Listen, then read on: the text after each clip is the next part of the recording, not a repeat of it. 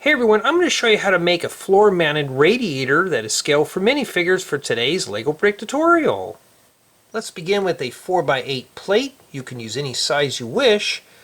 On the top left, I'm going to start with a 1x1 flat tile and proceed on with a 1x2 jumper plate, followed by a 1x3 flat tile, 1x1 plate, and 1x1 flat tile.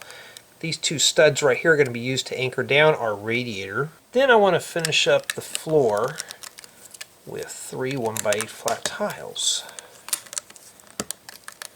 For the radiator, take a 1x2 number 1 plate that has rounded corners with hollow studs. I'm going to set a set of hollow studs right on top of the previous. Now I want to make 4 of these, and we're going to take our assemblies, we're going to stack these on top of one another. This is going to give the illusion of a radiator. And on this one right here, another 1x2 round plate number 1.